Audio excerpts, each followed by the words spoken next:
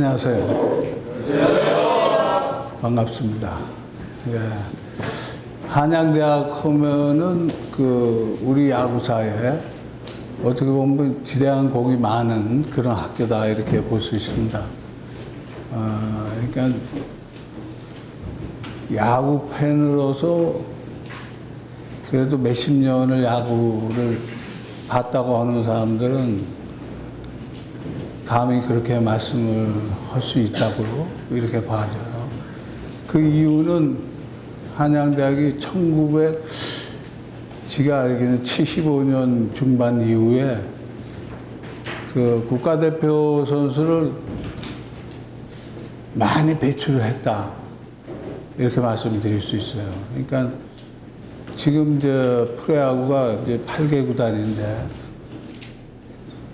특히나 지금 넥센 김시진 감독, 또 SK 이만수 감독, 삼성의 유중일 감독. 그러니까 8개 구단에서 3군데의 감독을 하고 있다. 이게 대단한 거죠. 그래서 앞으로 기대가 큽니다. 한양대학교 야구에. 저는 1960년이죠. 1960년 중학교 2학년 때부터 야구를 시작해갖고, 선수로 또 실업야구, 그리고 이제 고등학교 감독, 대학교 감독, 프로 코치, 프로 감독, 이렇게 해서 50년을 한 군데에서 계속 한물을 팠다고 이렇게 봐야죠. 그리고 지금 현재 2년간 지금 한국야구원의 기술위원장을 맡고 있습니다. 그래서 지 나름대로는 뭐 야구를 좀 안다고 얘기하지만 실상 이 야구같이 어려운 게 없어요. 예, 그러니까 우리가 뭐 흔히 TV나 라디오 같은 데서 중계 방송하고 그러면 이제 해설자들이 뭐 저 볼이 무슨 볼이다, 뭐 포크볼이다, 뭐 요즘 뭐 또 체인지업을 많이 얘기하는데 사실 그것도 맞는지 틀린지 저희도 분간을 못해요. 그러니까 저분이 해설을 하지만 저분 얘기가 진짜 과연 맞는가, 내가 보는 게 맞는가, 이렇게 참 분간하기가 굉장히 어렵고 그래요. 그래서 한마디로 야구는 굉장히 어렵다. 뭐 우리가 야구를 비유해서 당신은 그럼 야구를 어떻게 생각하는가? 그러면 뭐 인생의 축조판이다 이런 얘기도 하고 그러는데 사실 그냥 한마디로 야구는 어렵다. 왜? 둥글고 적기 때문에. 그리고 단단하고. 그렇게 한마디로 표현하는 게 뭐 제일 가까운 것이 아닌가. 옳은 대답에 이렇게 말씀드리고 싶습니다. 제가 1996년 해태 타이거스 이제 코치로 이제 처음 이제 가게 됐는데 그 당시 해태 타이거스 하면은 어마어마했어요. 그러니까 제가 지금 프로에서 코치로 4년, 감독으로 17년, 그래서 뭐 합이 21년인데 제가 생각해보면 그 당시에 코치로서 그 선수들을 뭐 제대로 가르쳤는가 이렇게 물어본다면 할 말이 하나도 없어요. 가르쳐준 게 없어요. 그냥 선수들하고 노는 것뿐이다 이렇게 한마디로 말씀드리고 싶어요. 그러니까 뭐 때로는 선수들하고 뭐 술도 한잔하고 뭐 이러고 같이 어울려서 다니는 것뿐이다 이렇게 말씀드리고 싶어요. 그 정도로 해태 타이거스는 2타를 막론하고 막강했다 이렇게 말씀드리고 싶고, 그 당시에 우리 야구가 초창기 때지만 1986년도에는 가령 뭐 1년에 시합을 하게 되면 한 팀의 투수가 한 10여 명 정도밖에 안 됐어요. 그러니까 그 당시에 해태는 선동열이라는 막강한 투수가 있었어요. 그리고 롯데는 최동원이라는 투수가 있었고, 그러니까 그 당시에 선동열이는 오늘 선발로 나갔다가 하루 쉬고 그 다음날 또 중간에 나왔다가 또 하루 쉬고 그 다음에 선발로 나왔다. 그러니까 어떻게 뭐 여러분들이 저 이 포카 게임이나 이런 걸 아시겠죠? 포카의 앞뒤 전차 뭐 이런 말이 있지 않습니까? 그러니까 그거 갖다 스트레이트라고 하는데, 그러니까 오늘 뭐 이렇게 나가고 내일 또 나가고 이랬는데, 그 정도로 그 막강한 투수가 나중에 방어율이, 그러니까 통산 1점대예요, 1점대. 그러니까 1회부터 9회를 던지게 되면은 한 점을 준다는 얘기인데, 지금 야구에서 생각을 해보면 어마어마한 투수죠. 그러니까 그 당시 최동원이하고 선동열이가 맞붙는 그 경기를 지가 그 당시 해태의 투수 코치였습니다. 그러니까 그 세 경기를 지가 현장에서 봤고, 현장에서 그 선수들 또 특히 선동열이를 야 괜찮냐 이렇게 얘기하고 또 그렇게 물어볼 정도였는데, 선동열이가 어느 날 연장전을 최동원이하고 나갈 때 225개를 던졌어요. 그러니까 지금 뭐 해설을 하는 분이나 지금은 코치나 감독 이런 분들은 그 뭐 미쳤느냐 이렇게 표현할지 몰라도, 그 당시에는 우리 야구가 초창기였기 때문에, 프로야구가 초창기였기 때문에 능이 가능했어요. 물론 뭐 좀 심하게 던진 건 사실이지만, 그러니까 미국 프로야구가 1869년에 이제 처음 시작이 됐는데, 메이저리그가. 그러니까 여러분들도 너무 잘 아는, 지금 메이저리그에 사이영상이라는 게 있습니다. 이게 투수들의 뭐 최고의 투수에게 주는 상인데, 그 당시 사이영이라는 분이 후에 은퇴 후 기자회견에서 그 얘기를 했어요. 그러니까 지금부터 100년 전이에요. 100년 전인데 사이영이 하는 얘기가, 누구나 나는 강속구를 던지는 파워피처라고 다 믿고 있을 거다. 그렇지만 나는 그 당시 스위핑 커브를 던졌다. 그러니까 스위핑 커브라는 게 지금 현재에 우리가 쓰고 있는 뭐 슬라이더, 커터, 이거에 이제 조상쯤 되는 그런 볼이에요. 그러니까 벌써 그 시대에 그 사람은 그 스위핑 커브를 던져서, 왜 스위핑 커브를 던졌는가? 나는 되도록이면 타자를 맞춰서 잡아서 투구수를 줄여갖고 내일도 마운드에 오르기 위해서 나는 그렇게 했노라고 그 후에 기자회견에서 그런 얘기를 했어요. 그러니까 지금부터 100여 년 전에 그 사형이라는 사람이 내가 맞춰 잡아갖고 그 맞춰 잡아서 빨리 개수를 줄이는 게 나는 내일도 마운드에 오르기 위해서 했다. 그러니까 86년도에 생각을 해보면 우리가 프로야구가 생긴 지가 4, 5년 정도 됐을 텐데, 그때 충분히 이해를 할 만하죠. 선동열이나 최동원이나. 그러니까 오늘은 선발, 내일은 뭐 중간, 또 하루 쉬고 선발. 그러니까 지금이야 뭐 말할 수 없지만 그 당시에는 그렇게 통할 수 있는 거가 사실이라고 봅니다. 왜냐하면 미국도 그 초창기에는 그랬으니까.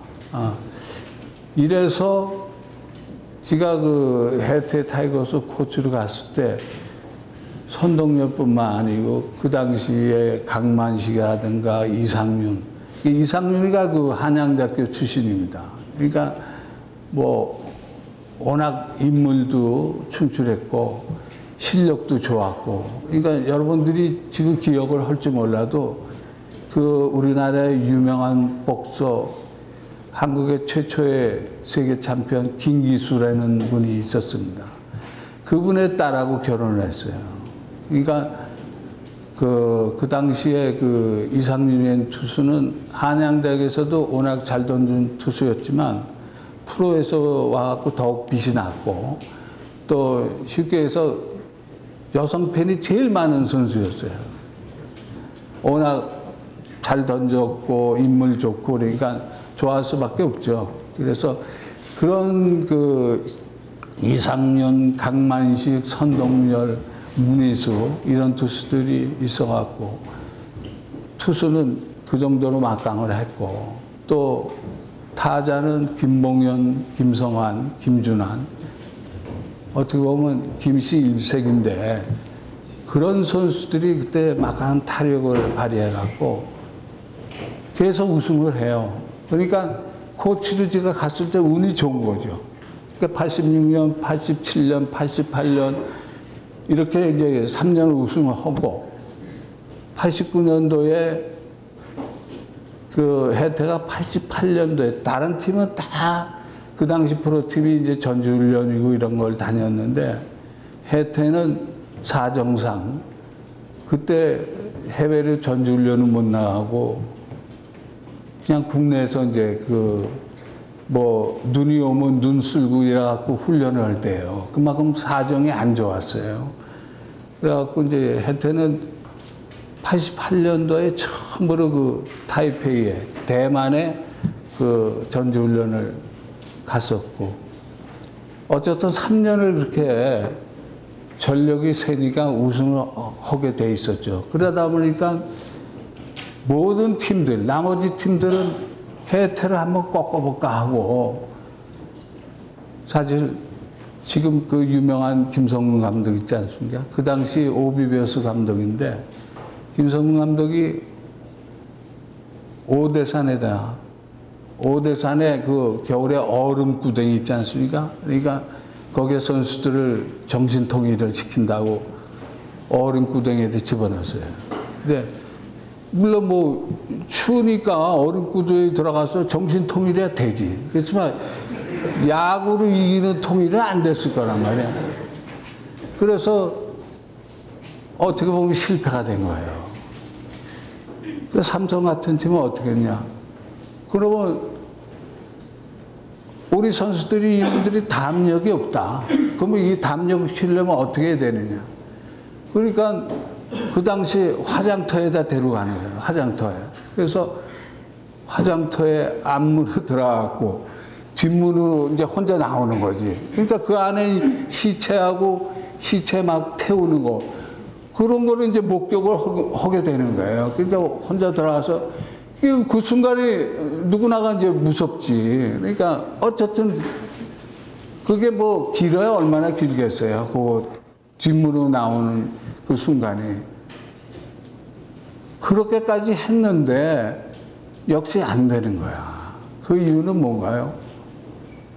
지가 볼 때는 저도 한 50여 년 이렇게 이 생활을 하다 보니까 결국 지도자를 나중에 하다가 보니까 그런 생각도 나요. 그러니까 우리가 뭐 공부를 얘기하면은 40, 50점 받는 그 학생이 뭐 과외 공부를 하고 암만 해도 저는 그렇게 봅니다. 한 70점 이상을 남길 수가 없다고 봅니다. 40점, 50점 받는 사람은 그 정도밖에 되지 않을 것 같고 때로는 아주 특이한 사람은 있어요. 한 1000명 중에 1명 정도는 90점 정도가 갈 수 있지 않겠느냐. 그러니까 의외성 있는 거는 한두 명 정도 나온다 이거죠. 그러니까 그 야구에서 그 빙그레 이글스에 있던 나중에 저하고 하나 이글스에서 같이 만나는 선수인데 장종훈 선수라고 있습니다. 이 선수가 연습생으로 들어왔어요. 그리고 실질적으로 제가 그 두산 베어스를 마지막 할 때 2003년도에 여러분들은 지금 뭐 자세히 모를 거예요. 손시현 선수가 연습생이었다는 걸 알고 있는지 모르겠습니다. 지금은 이제 그 신고 선수라고 하죠. 그래서 손시현 선수, 장정훈 선수 그런 정도 아닌가. 그러니까 처음에 들어올 때는 뭐 평가가 그 정도였는데 나중에 이제 뭐 90점 정도의 선수가 되는 건데 사실 공부도 뭐 평소에 85점 정도 받는 사람이 뭐 나중에 95점 이렇게 실력이 올라가고 그런 거 아닌가. 그러니까 이 기술적인 야구에서도 그런 게 아주 흡사하게 일어날 게 많지 않겠느냐 이렇게 생각이 듭니다. 그러니까 진짜 그 모든 정성을 다해서 코치나 감독이 진짜 거기에 심혈을 기울여서 이 선수한테 모든 정성을 쏟아갖고 막 몇 달이고 이렇게 가르치는데 발전이 없는 선수가 있어요. 그러면 아주 속상한 거죠. 그리고 의외로 또 이제 되는 선수. 근데 기본적으로 일단은 프로에서 스카웃을 해서 뭐 최소한도 뭐 순위가 드래프트 5위 안에 든다고 하면은 그래도 특급 선수가 1, 2라고 그러면 이 선수들은 뭐 평소 고등학교나 대학교 때 90점은 맞는 선수 아닌가. 그래서 특급 선수라고 평가되고 마지막 5순위 정도면은 B급 선수라고 봅니다. 그 나머지가 이제 C급 선수로 분류가 되는데 의외로 잘하는 선수가 거기서도 튀어나올 수 있지만 신고 선수나 뭐 그 당시에 그 우리가 얘기하는 연습 선수는 뭐 조금 전에 말씀드렸다시피 1000명에 하나 둘 이 정도라고 이제 평가가 됩니다. 이게 좀 이제 얘기가 조금 딴 데로 흘렀는데 이 해태 타이거스가 이제 3년을 하고 88년도에 타이페이로 갔다 89년도에 이제 대만의 제일 남단에 있는 카오슝이라는 데를 합숙을 떠납니다. 그때 마지막으로 들어온 선수가 누구냐 하면 그 조기현이라는 연세대학교 졸업한 그 조기현 선수하고 동국대학 졸업한 이강철이라는 두 투수가 합류를 합니다. 그러니까 그렇지 않아도 막강했던 해태 타이거스에 이강철, 조기현 두 선수가 들어왔으니까 뭐 투수는 뭐 더욱 막강해진 건 사실입니다. 근데 카오싱이라는 데는 길거리를 나갈 수 없을 정도로 저 같은 사람은 너무나 그 냄새가 나쁘고 그냥 뭐 어떻게 보면 연습 끝나면 그냥 방에 들어와서 에어컨 키우고 그냥 하루 종일 있는 거예요. 못 견디면 전부 나가갖고 빠찡고장에 가서 에어컨이 나오고 막 하니까 빠찡고장은 깨끗하고 그러니까 소리만 시끄럽지 냄새는 안 난단 말이에요. 그러다 보니까 연습도 처음에 3일 오고 하루 쉬어야겠다 이러고 갔는데 이틀 오고 하루 쉬는 그런 그 스케줄이 바뀌는 그런 정도로 그 아주 그냥 냄새가 이상한 냄새가 나는 거예요. 중국 그 이 대만 냄새. 그러다 보니까 이틀하고 하루 쉬는데도 이틀 연습에 하루 연습이 2시간 이상을 안 남기는 거예요. 그러고 하여간 이렇게 저렇게 합숙이 끝났어요. 그러니까 코칭 스텝은 굉장히 걱정을 하는 거죠. 야, 이거 다른 팀은 해태를 한번 꺾어보려고 별짓을 다 하는데 우린 이거 큰일 났다. 이러고 들어왔는데 조금 전에 말씀드렸다시피 공부 잘하는 놈은 못 따라가는 거야. 공부 못한 놈이 암만 별짓을 해도 못 따라가는 거야. 그러니까 공부 잘하는 놈은 과외 공부도 안 하고 그냥 뭐 놀고 자기가 그 방법을 아는 거야. 공부하는 방법을. 그러니까 잘 거 다 자고. 이게 해태가 그 식이야. 그러니까 뭐 냄새 난다고 쉬고 뭐 그래서 이틀 하고 하루 쉬었으니까 그 연습이 뭐 말이 아니죠. 근데 막상 들어와서 뚜껑을 여니까 그동안 3년 동안에는 그렇게 처음부터 1등으로 달리지 않았는데 이 89년도에 연습을 전혀 안 했는데 처음부터 1등으로 달리는 거예요. 그리고 페넌트 레이스가 끝났는데 1위가 됐어요. 그러니까 한국 시리즈를 제일 먼저 올라가 있는 거 아닙니까? 한국 시리즈마저도 다 깨는 거예요. 그러고 결국 우승을 하는 거예요. 그러니까 다시 한번 또 이제 느끼는 거죠. 야, 이런 게 있구나. 다른 팀은 그 속사정을 모르는 거죠. 제가 그러고 이제 그 4년을 그 코치 생활을 하고 90년 쌍방울 레이더스라는 그 전주에 이제 팀이 생기면서 창단 감독으로 쌍방울을 가게 됩니다. 그래서 쌍방울을 이제 가서 처음 창단을 하니까 우리 지금 그 NC 소프트도 뭐 구구단 마찬가지지만 지금 2군 생활을 하고 있잖아요. 그러니까 쌍방울이 처음 생겨서 이제 2군을 게임을 하러 다니는 거죠. 그러니까 쌍방울이 처음 생겨서 2군에서 6할 2푼 9리인가 했어요. 지금 NC는 너무 잘 나가요. 그러니까 그 당시 쌍방울이 6할 2푼 9리도 굉장히 잘한다고 그랬어요. 그리고 1년 후에 91년부터 1군에 참가를 하게 되는 겁니다.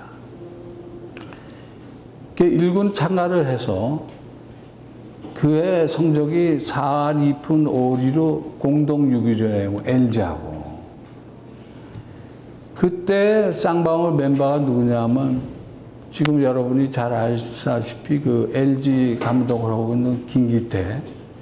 김기태가 이제 학교 졸업을 하고 이제 처음 들어왔어요. 인하대학을 졸업하고. 그 조기재라고 그때는 그 아주 그 키는 적은데 대단한 투수가 들어왔고. 그리고 이제 후에 어린 왕자가 된 그 김원용이라는 선수가 이제 전주고등학교를 졸업하고 들어왔고. 지금도 현역으로 뛰는 그 SK의 박경환이라는 포수가 이제 그때 들어옵니다. 근데 박경환이는 그때는 뭐 완전히 그냥 촌놈이죠. 네. 그러니까 뭐 시합을 내보내면 캐쳐가 이제 런던가 세컨을 돌려오잖아요. 집어 던지면 저기 센터 앞에다가 안타를 치는 거예요. 예, 캐쳐가. 그 정도로 어깨는 이제 좋은 포수죠. 그러니까 장래성은 있는 거죠. 그리고 매일 삼진 당하다 어쩌다 한 방 치면 넘어가는 거예요. 가능성은 있는 이제 포수가 된 거고. 그때 이제 김기태가 처음 4월, 5월 초까지 2화를 못 낸게요. 계속 4번 타자를 기용하는데 오늘 여러분들한테 제가 그 지도자로서 그래서 말씀드리고 싶은 거는 내가 선수를 믿어주니까 선수 역시도 거기에 보답을 하더라. 또 선수 스스로가 감독이 믿어주니까 감독에 대한 신뢰가 쌓이는 거예요. 그래서 오늘 어떻게 보면 주제가 믿음과 신뢰. 그리고 여러분들이 잘 아시다시피 이제 어떻게 보면 이게 조합이 되는 이 팀이라는 건 팀워크가 굉장히 중요하고 부분적인 역할이 따로 있어야 된다는 그런 말씀을 좀 드리고 싶어요. 그래서 김기태를 5월 초까지 그래도 계속 4번 타자로 밀고 가는 거예요. 찬스가 생기면 매일 삼진, 땅볼 이러고 막 가는데 2화를 못 넘기고 계속 갔어요. 근데 믿어주니까 거기에 이제 보답을 하게 된 동기가 LG하고 서울에서 시합을 하는데 지금 경희대학교 감독을 하는 이국성이라는 그 당시 선수예요. 지금 경희대학교 감독을 하죠. 그 선수가 그 당시 이제 왼손 투수니까 김기태를 이제 막으로 나온 거예요. 이게 원아웃에 만유가 됐어요. 쓰리볼이에요. 볼 카운트가. 근데 저 역시 뭔가가 그 순간에 여기서 한번 시팅을 해야 된다. 그러니까 두 가지예요. 거기서 땅볼이나 더블 플레이 되고 그러면 완전 역적되는 거예요. 감독인 저도 그렇고 김기태 역시도 마찬가지고 김기태는 이제 그때부터 굉장히 살아나기 힘든 거 아닌가. 근데 하여간 그 선택을 하게 됐어요. 그러니까 베이스 코치가 자꾸 쳐다보는 거예요. 쓰리볼에 자꾸 치라고 그러니까. 근데 그때 김기태가 딱 친 게 홈런이 됐어요. 그래서 그 계기로 그때부터 홈런을 막 치기 시작하더만 그게 그 해에 27개의 홈런을 쳤어요. 김기태 선수가. 그리고 그 해에 또 대단한 선수가 조규재라는 선수가. 그러니까 지금부터 21년 전이에요. 21년 전에 그때 이제 제가 처음으로 마무리 투수라는 그 개념을 갖고 조규재를 마무리 투수로 쓰는 거예요. 그 해에 27세이브를 했어요. 근데 이제 마무리의 개념이 그 당시는 아까도 말씀드렸지만 이제 막 쓰는 그런 게 있습니다. 그러니까 7회부터 나가네요, 마무리 투수가. 지금이야 뭐 보통 그 오승환이가 한국의 최고 마무리지만 8회 투아웃에 대부분 나가죠. 이거를 선동열 감독이 시작을 한 거죠. 8회 투아웃에 이제 바꿔서 결국 4타자를 상대하고 들어와라 하는 의미에서 썼는데 그때 7회부터 나와갖고 이제 던지고 하는데 그 선수가 27세이브를 하면서 그해 신인왕이 되는 거예요. 김기태 같은 동료를 제치고 신인왕이 조규재 선수가 되고 김원용 선수가 그해 4월 달에 태평양이라는 팀한테 첫 1승을 하고 그 후 9연패를 해요. 그래서 나이가 어리고 그래서 뭐 선수도 없고 그러니까 계속 썼어요. 그냥 그러다 보니까 김원용이가 8월 28일 그 해 1991년 8월 28일 드디어 광주구장에서 더블헤더에 두째 번 게임에 선동열하고 딱 붙는 거예요. 선동열이하고 대결을 해서 1대0으로 이깁니다. 김원용이가. 이게 1점은 누가 냈냐? 김기태의 홈런으로 1점이 난 거예요. 김원용이가 그때부터 이제 자기 실력이 막 이제 올라서고 본인 스스로도 자신이 생기는 거죠. 자신이. 그래갖고 그 후에 5승을 더 추가해갖고 그 후에 7승을 하게 됩니다. 그래서 그 후에 이제 김원용이도 뭐 오랜 선수 생활을 했죠. 그러다 보니까 이제 그 후에 어린 왕자 뭐 이런 닉네임이 붙고 이러다 보니까 그 덕분에 이제 그 해부터 91년도부터 한일 슈퍼게임이 되는 게 생겼어요. 한일 슈퍼게임이 되는 게 4년마다 한 번씩 생기는 건데 91년, 95년, 99년 이 한일 슈퍼게임 이걸로 인해서 우리 프로야구는 많은 발전을 합니다. 91년 같은 경우에는 저희가 그 일본에 그 원정을 가갖고 그때 물론 뭐 우리 국내 투수들도 포크볼을 던지고 이런 투수들이 있었어요. 그렇지만 어떻게 보면 포크가 아니고 그냥 포라고 해야 돼요. 포.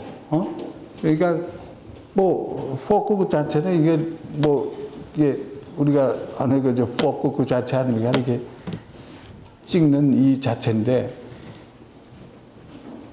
일본 투수들은 그 당시에 일본의 그 좀 1/6급 투수들은 포크볼이 우리 투수들보다 굉장히 빠르게 떨어지고 낙차가 컸습니다.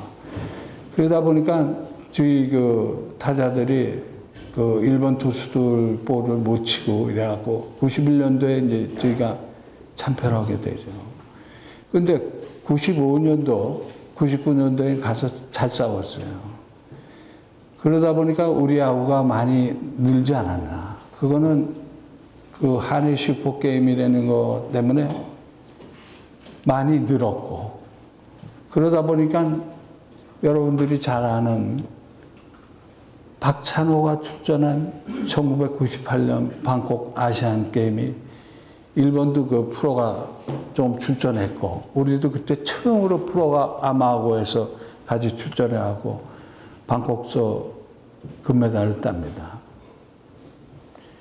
그래서 그걸 시작으로 우리가 10여 년 이상을 쭉 좋은 성적을 냈기 때문에 올림픽이나 WBC 여기에서 우리가 미국이나 일본이 무시를 못하는, 인정을 하는 그런 위치까지 오게 된 겁니다. 그러니까 우리 야구가 50년대 후반에, 1950년대 후반에 일본의 제일동포, 그러니까 우리 제일동포들이 그 국내에 와갖고 방학 때, 그러니까 고등학교 야구하고 계속 그 친선 경기를 해갖고 고등학교 야구가 그때부터 발전을 하게 되는 겁니다. 그래서 사실 70년도 초에 고교 야구가 우리나라의 최고 붐을 일으켰어요. 그래서 아까도 말씀드렸지만 한양대학이 75년 이후부터, 1975년 이후부터 많은 그 대표 선수들을 배출했다, 그 말씀 아까 드렸잖아요. 우리의 야구 발전은 그렇게 해서 온 거예요.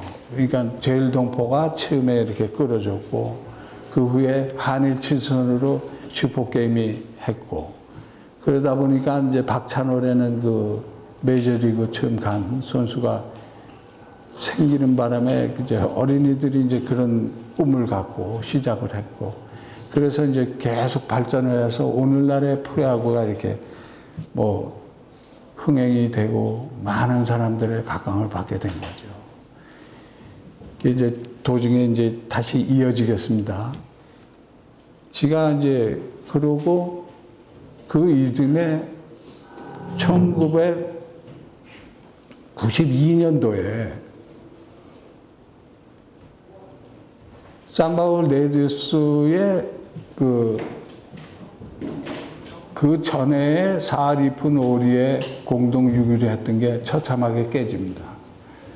그래서 3할대로 내려가요. 그래갖고 꼴찌를 하게 됩니다.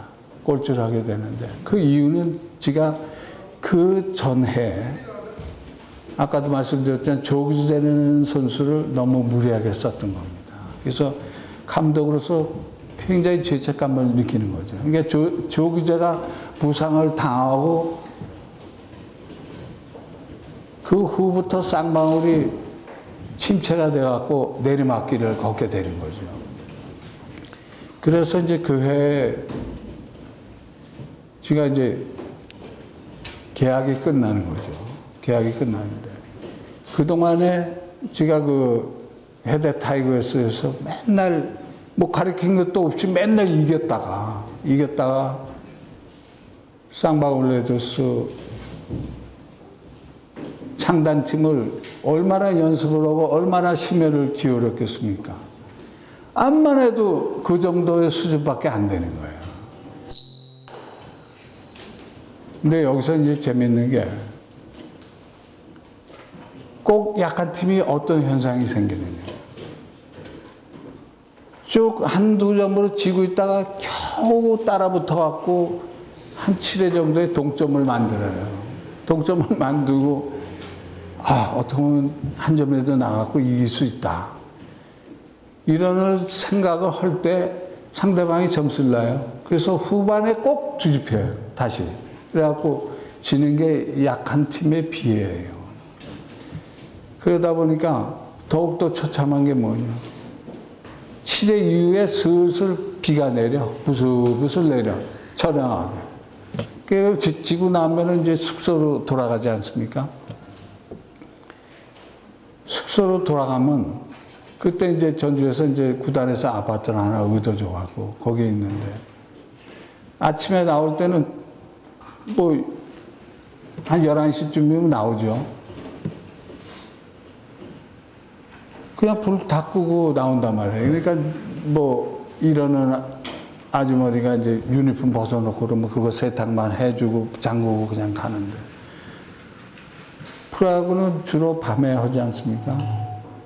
밤에 이제 시합이 끝나고 들어가면 한 11시 반 뭐 이렇게 돼요. 그 뭐 그때 들어가면 문을 딱 따고 들어가면 캄캄하죠, 실내가. 근데 이제 비는 부슬부슬 오고 시합은 역전되고, 그 유니폼을 입은 채 소파에 이제 혼자 툭 앉는 거죠. 앉아서 잠깐 생각한 것이 11시 반쯤에 잠깐 생각한 게, 아, 이제 나 자야겠구나. 옷 벗고 자야지. 그럼 씻는 동 마는 동 이제 거기서 이제 우선 벗고 자야 되니까. 그럼 새벽 4시 반, 5시가 되는 거예요. 그러니까 그 시간이 11시 반부터 한 5시간 정도가 잠깐 사이에 나는 잠깐 생각했다. 오늘의 시합을 스스로가 복귀하는 거죠. 그러니까 쭉 무슨 생각을 잠깐 했다고 느꼈는데 한 5시간이면 시간이 벌써 지나가는 거예요. 그럼 이제 그때 뭐 그냥 대충 씻고 자는 거예요. 그러니까 그게 약한 팀 감독의 어떻게 보면 하나의 비애가 아닌가. 그러니까 지금 현재 우리 그 프로야구에서도 8개 구단에서도 최하위에서 뭐 왔다 갔다 하는 팀 감독들을 저는 충분히 이해하겠어요. 예. 그러니까 비가 안 오더라도 특히나 이제 서울 같은 데는 뭐 오늘 6시 반에 이제 시합을 한다 그러면 여러분들이 알아도 이렇게 2시면 나가야 돼요. 홈팀이 2시에 나가야 돼요. 그러면 서울 같은 데 교통이 얼마나 뭐 예측 불허 아닙니까? 어떻게 보면 잠실구장을 기점으로 하다 보면 뭐 1시간 뭐 빠른 사람이라도 평균 잡아서 대부분의 선수들이 1시간 내외로 올 거예요. 그러니까 2시에 구단에 도착하려면 최소한도 집에서 뭐 12시 50분 뭐 이런 정도에 출발해야죠. 그러니까 뭐 한 10분 전 뭐 암만 빨려도 이때 뭐 도착해서 옷 갈아입고 뭐 이러고 해야 연습 준비를 하는 거 아닙니까? 그러면 그때 나가서 저녁에 끝나고 나면 잠실 같은데 뭐 끝나고서 목욕하고 막 하면 11시 반 됩니다. 그때 이제 또 다시 돌아가면 집에 가면 12시 반 뭐 이런 식으로 되죠. 그러면 집에 가자마자 이렇게 자게 됩니까? 그러니까 매일 1시 넘어서 자는 거예요. 그러면 제가 지금 조금 정신이 없어요. 그 이유는 오랜 생활을 했어요. 거기에 젖었어요. 그러다 보니까 아침에 오늘 여기 오느라고 제가 경기도 수지에 사는데 오늘 7시부터 설쳤어요. 그러다 보니까 지금 조금 뭐 이렇게 이런 데가 막 땡기는 것 같아요. 그러니까 선수들이 밤에 이제 들어가면은 밤 1시 넘어서 자요. 그러면 아침에 10시 넘어서 깨는 거예요. 그러니까 언제 친구들 보고 언제 무슨 딴 짓을 할 수가 없어요. 어떻게 보면. 그러니까 프로야구 선수들이 겨울에나 자기 시간을 갖고, 겨울도 12월 달 한 달이에요. 12월 달 한 달인데 12월 달 한 달 중에서도 뭐 신문사 행사 무슨 뭐 행사 이런데 전부 참가를 해야 되고, 그러다 보니까 자기 시간을 갖는 건 1년에 한 20일 정도밖에 안 돼요. 어떻게 보면. 그때 뭐 친구들 만나고 뭐 이러는 거지. 그래서 간혹 서울팀들이 어쩌다가 음주사고 나고 이런 이유가 다 있어요. 왜? 밤늦게 끝나니까 선수가 때로는 화가 나고 그러지 않습니까? 자기가 뭐 실책을 하고 뭐 잘못하고 방맹이가 안 맞고 이러면 고민에 빠지고, 그러니까 암만 늦어도 새벽에 소주 한잔하고 뭐 또 거기 위로해 주는 사람이 있어요, 옆에. 그거 위로해 주는 게 아니지. 망하게 만드는 거지. 그러다 보니까 자기가 평소에 하던 술 조금 먹고 운전을 해도 자신 있었는데 이미 탈진된 상태에서 기분이 굉장히 나쁜 상태에서 술을 먹고 운전을 하니까 사고가 나는 거예요. 이게 어느 감독이고 어느 코치고 매년 신년 초에는 꼭 선수들한테 막 누차 얘기하는 거예요. 어떤 일이 있어도 자동차를 놓고 가라. 술을 먹게 되면. 지금이야 어디 웬만한데 그 대리운전이 10,000원, 20,000원이라도 가죠. 그 당시는 50,000원 줘야 돼요. 50,000원. 대리운전이 그렇게 없었어요. 그러니까 50,000원 아끼지 말고, 일생을 신세 조지지 마라. 그러니까 니들 돈도 그 벌써 음주 사고 나면은 인명피해가 나는 건 틀림없는 거고. 우선 자기가 다치게 되면 팀 손해, 본인 손해, 자기 선수 생명 끝나니까. 지금 그런 선수들이 왜 있지 않습니까? 그래서 늘상 얘기하는 게 그거예요, 감독들이. 지방은 그래도 조금 낫습니다. 지방은 대부분의 운동장까지 가는 자기 그 거리가, 자기 숙소에서 가는 거리가 20분, 30분, 암만 멀어도 20, 30분이면 가는데, 서울 같은 거는 1시간 이상이 걸리니까 사고가 나는 겁니다. 그게 제가 이제 쌍방울 해서 그런 그 나름대로 참 피해를 겪는 거죠. 그러니까 해태 타이거스라는 무적에서 맨날 가르치지도 않고 가르친 거 하나도 없었어요. 코치로서 선수하고 간혹 가다 술 한잔하고 야 잘해 어깨 두들기고 이러면 잘하는 거야. 근데 지가 그 후에 감독 생활을 오래 하다 보니까 코치는 그게 필요하더라고. 그 당시에 감독이 잘못 생각하면 저 새끼 뭐 맨날 가르치지는 않고 선수하고 맨날 가서 술이나 처먹고 뭐 등 두들기고 한다고 이렇게 잘못 오해할 수도 있어. 근데 지나고 나니까 코치는 필요하다 이거야. 그래서 우리가 지도자가 보통 그래요. 저는 그 감독이라는 사람은 어때야 되냐. 지도자는 역시 눈으로 보고 머리로 판단해서 결정하고 가슴으로 쓸어 안으면서 포근한 따뜻한 가슴이 필요하다 이겁니다. 근데 코치는 뜨거운 가슴이 필요한 거예요. 코치는. 요게 차이가 있는 겁니다. 감독하고 코치의 차이는. 저는 지금 쭉 50여 년 생활하면서 저는 그렇게 느낍니다. 그러니까 코치하고 감독하고 조금 틀린 게 그런 부분이에요. 물론 뭐 기술적으로 가르치고 이런 건 다 같겠지만 선수를 포옹하고 그런 데서는 그런 면이 좀 틀리지 않을까 이런 생각을 하고 있습니다. 그래서 앞으로도 이제 뭐 여러분들이 또 이 다음에 어느 누가 어떻게 될지 몰라요.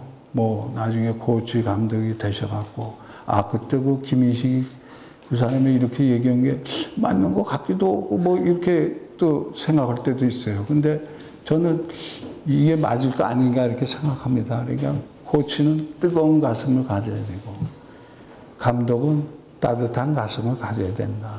그런 말씀드리고 싶습니다.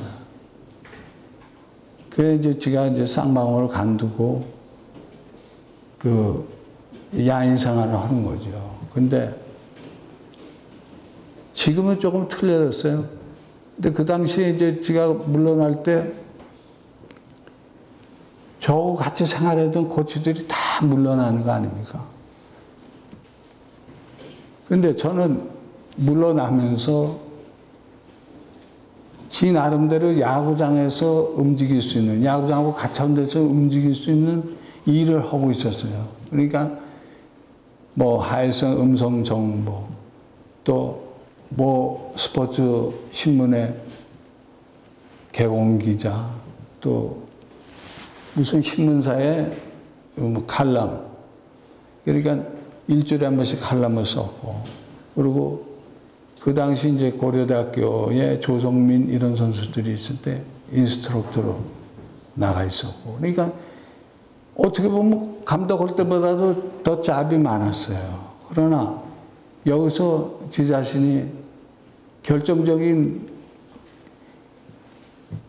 살아가는데 이래갖고 안 된다 하는 걸 아주 뜨겁게 느낀 그런 시절이었어요. 그러니까 그 당시 코치들이 다 간뒀는데, 저는 그래도 아까 얘기한 그 몇 가지 일을 하고 있었으니까 돈도 생기는 거 아닙니까? 그게 이제 몇 달에 한 번씩 그 옛날에 같이 있던 코치들하고 이렇게 연락을 해서 만나서 소주 한잔하고 이렇게 만나고, 그 당시 코치로 있던 이 친구들이 말이 없는 거예요. 내가 그걸 몰랐던 거예요. 그러니까 뭐 경제적으로나 뭐 여러 가지. 왜? 그 당시 그 시절에 저는 이제 저희 애들이 대학교를 둘이 다니고 있었어요. 근데 코치들이 대부분 저보다 이제 연령이 미치니까 그때 굉장히 감수성이 빠른, 예민한 그런 학생들 아니었나. 그러니까 그때 뭐 아마 커도 중학교 코치들이 자기 자식들이, 그러니까 아버지가 직업을 잃고 이랬으니까 그거 좋겠어요. 또 학교 갈 맛도 안 나고. 근데 옛날 같으면 자식을 뭐 많이 낳고 그러니까 한 가정에 자식이 뭐 5, 6명 이렇게 되는데, 사실 그 뭐 저희가 그 80년대 이후부터는 한 가정에 하나 둘밖에 안 낳거든요. 그러니까 우리가 뭐 잘 살든 못 살든 자기 자식이 하고 싶다는 건 뭐든지 해주는 게 최근에 이런 뭐 추세 아닙니까? 그러니까 그때 그 코치들이, 같이 일했던 코치들이 다 놀고 그런 걸 거기까지 생각을 못 한 거죠. 그래서 그때 저는 나한테 다시 한번 이런 기회가 주어진다면, 다시 프로야구 감독이 될 수 있다면 내가 어떻게든지 잘해서 진짜 오래 해야겠다. 나 자신의 모든 것도 문제겠지만 나하고 일하는 코치들을 위해서라도 잘해야겠구나 하는 걸 그때 뼈저리게 느꼈어요. 그래서 1년치가 8개월인가 그렇게 이제 그 생활을 하다가 1994년도 9월 21일이에요. 제가 잊어먹지도 않는데 오비베어스 이제 감독으로서 계약을 하게 됩니다. 지금의 두산 베어스죠. 이게 제가 유일하게 오비베어스 감독을 하면서 또 두산 베어스 감독까지 한 사람이에요. 그러니까 앞으로 이게 역사에 남을 것 같습니다. 유일무이하게 오비베어스 감독, 두산 베어스 감독. 그러니까 옛날에 두산 베어스 감독은 뭐 몇 명이 있었지만, 뭐 김영덕 감독, 김성우 감독, 뭐 윤동규 감독 뭐 쭉 있었지만,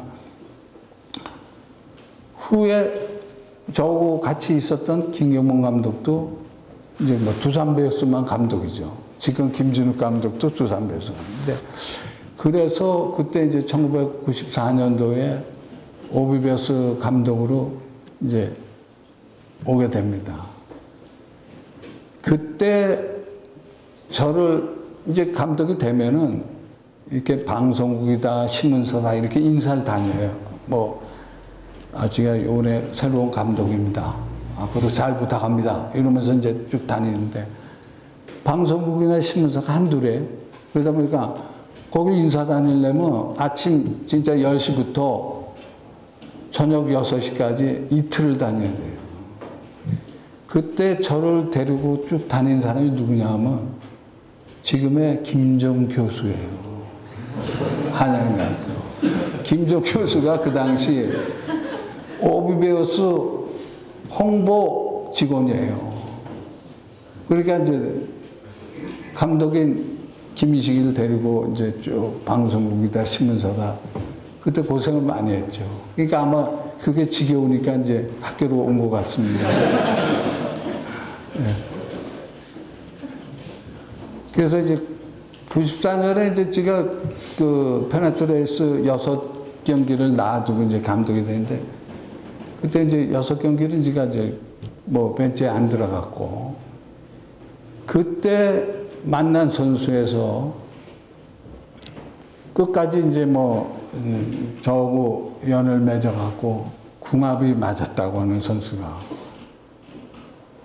95년도에 이제 저희가 오비에버스가 이제 우승을 하게 되는데, 그때 결정적인 역할을 했던 선수가 이제 물론 뭐 그 당시에는 뭐 박철순이라든가 장호연 투수들이, 그리고 진필중이가 이제 새로 들어왔는데 너무나 뜻밖의 잘했고, 그리고 이제 뭐 타자도 뭐 김상호, 김영석이, 그 여러분들이 잘 아는 아주 말썽꾸러기 정수근. 정수근이 95년도에 이제 덕수장고를 졸업하고 첫 입단했는데, 그때 베스트를 못 뛰었어요. 이제 중간에 뭐 핀치런너나 뭐 핀치 수비 후반에 이런 걸로 해서 역할을 잘해줬어요, 자기 역할을. 그러니까 이제 94년도에 제가 이제 처음 오비버스 가갖고 가을 연습에 심정수 선수를 만나는 거예요. 이제 그 당시 심정수 선수가 3루수를 연습하고 있었는데, 이 선수가 내야수인데 잡으면은 잘 하다가 어쩌다가 잘못 던질 때 1루수 관중석에다 집어 던질 정도로 그만큼 어깨가 좋았어요. 그러니까 어깨가 좋고 가능성은 있는데 결정적일 때 그렇게 하면 어떻게 되는 겁니까? 고민 끝에 그때부터 외야 연습을 시키는 거예요. 그리고 95년도 일본의 오이타 현의 스쿠미라는 데에 전지훈련을 가서 아주 이제 외야 연습을 이제 그때부터 본격적으로 시켜갖고, 심정수 선수가 아까 연습 때는 그렇게 따라 잘 뛰어다니면서 잘 잡아요. 그리고 이제 풀타임으로 이제 뭐 베스트로 이제 시합을 뛰는 거죠. 그러다 보니까 심정수가 94년도에 홈런을 3개 쳤어요. 3개 쳤는데 95년도 우승 당시에 1년 사이에 21개를 친 거예요, 심정수가. 그러니까 저도 운이 좋았고 심정수도 운이 좋았고 서로 궁합이 맞는 거지. 그러니까 저도 심정수를 외야로 결정을 내릴 때는 굉장히 생각하고 결정을 내렸는데, 실패를 했으면 심정수도 죽도 밥도 안 되는 거고 저 역시도 가슴이 쓰리고 하는 건데, 그래도 심정수가 믿어준 거를 자기 나름대로 감독이 나를 이렇게 믿어주는구나. 그래갖고 참 심정수는 노력형의 선수라고, 지금의 두산 베어스의 3루를 보는 김동주 선수하고 심정수 선수하고 동기예요. 고등학교 동기인데 김동주는 대학을 졸업했고 심정수는 고등학교를 졸업하고, 프로는 심정수가 먼저 들어왔고 김동주가 나중에 들어왔고. 그러니까 어떻게 보면 김동주는 선천적인 소질이 있는 선수다. 뭐 쉽게 얘기해서 뭐 천재적이다 이렇게 볼 수 있는데, 심정수는 노력형이에요. 무한한 가능성은 있었죠. 근데 본인 스스로가 굉장히 노력을 하는 거죠. 그러다 보니까 두산 베어스로 넘어가서 막판에는 웨이트를 해서 몸을 불린다고 하루에 삶은 계란을 50개씩 매일 먹는 거예요. 그러니까 하루에 삶은 계란을 50개씩 먹는다는 게 보통 힘든 게 아닙니다. 물론 노란자를 빼고 신자만 하는 거예요. 그러니까 그 정성이 얼마나 대단해.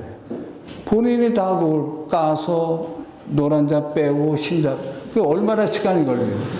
그걸 매일 하는 거예요. 그러니까 이제 두산 베어스 시절인데 하와이에 전지훈련을 갔는데 식당에서 매일 심정수가 계란을 50개씩 삶아 달라니까 이 사람이 계란을, 호텔에 가서 무슨 호텔 직원들은 놀아주나 말이야. 이렇게 생각을 했다고. 그러니까 이걸 다 뭐 했으나 굉장히 궁금한 거예요. 근데 본인이 50개씩 먹으니까 전부 놀라는 거죠. 그 정도로 그 선수가 노력을 했던 거죠. 그래서 후에 삼성으로 FA가 돼갖고 갈 때 그 당시 상상을 못하는 60억이라는 돈을 받고 대박을 친 거죠. 그 당시는. 그러니까 지금부터 10년 전에 일어난 일이니까 그때 60억이면 4년에 60억은 굉장했어요. 그러니까 지금 최고 연봉 선수가 지금 김태균 선수가 15억인데 뭐 공식적으로 그렇게 발표했는데 뭐 뒤로 받은 건 모르겠습니다. 예. 그러니까 그 당시에 심정수가 그 당시에 우리나라에 100만 불 선수가 나왔다는 얘기예요. 그러니까 아마 그 메이저리그가 그때 아마 34만 불 정도가 최하 연봉이었어요. 그러니까 100만 불이면 뭐 메이저에서도 뭐 한 3, 4년 차에 그래도 중간 정도의 선수 되지 않았나 이렇게 생각이 듭니다. 그러니까 물론 95년도 우승이 심정수뿐만 아니고 이동이라든가 진필중 뭐 또 고참 선수 박철순이 장호연이 뭐 공격에서 김상호, 김영서 또 특히 뭐 김민호라는 선수 여럿이 다 어울려져서 우승을 하게 됐지만 94년하고 95년이 뭐가 틀려진 거냐. 94년 멤버에서 없었던 심정수라는 선수가 난데없이 나타나서 그 전에 94년도에 홈런 3개 치던 선수가 95년도에 21개를 쳤고 이도영이라는 선수가 94년도에 이렇게 많이 안 나간 선수가 95년도에 나중에는 4번 타자가 됐고 또 김민호라는 선수가 도루나 모든 면에서 찬스를 만드는 선수가 됐고 진부정이라는 신인 선수가 또 결정적인 역할을 해줬고 그러다 보니까 오비어스가 그러니까 남들은 어떻게 94년도에 형편없었는데 95년도에 갑자기 우승하냐. 근데 감독이 저는 분석을 그렇게 내릴 수가 있어요. 몇 명의 선수가 틀려진 거예요. 또 없던 선수가 나타난 거고 그렇기 때문에 우승을 하게 된 겁니다.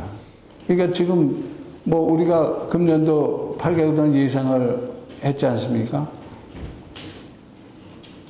그럼 금년도 제 하위가 누굴 거냐 하는 건 시합 전에 LG 트윈스가 가장 많았어요. 왜? 용병 또 신인 선수 이게 없을 때 12월 달에 이미 그런 거는 분석이 되거든요. 그럼 12월 달에 LG 트윈스가 그 당시에 뭐 조인성이라든가 뭐 지금 하나로 간 투수 또 이태근이 이렇게 베스트로 뛰고 뭐 또 불펜에 있는 투수 송신영이죠. 이런 선수 3명이 결정적으로 빠졌고 또 불행히 또 뭐 투수 2명이 또 김성현이나 또 뭐 언더핸드 미스터바 이렇게 2명이 빠졌는데 이름이 생각이 안 나는 거예요 지금 막. 그 벌써 5명이 빠졌잖아요. 그러니까 누구나 예상을 그렇게 하는데 LG가 항상 공격은 센팀이었어요. 투수 때문에 문제가 되는데 난데없이 이상한 투수들이 나타났잖아요. 그러니까 야구는 투수의 노름이라 하는 게 분명히 또 오는 거예요 지금. 그래서 지금 LG가 너무나 잘하고 있는 거 아닌가 이렇게 생각이 들어요.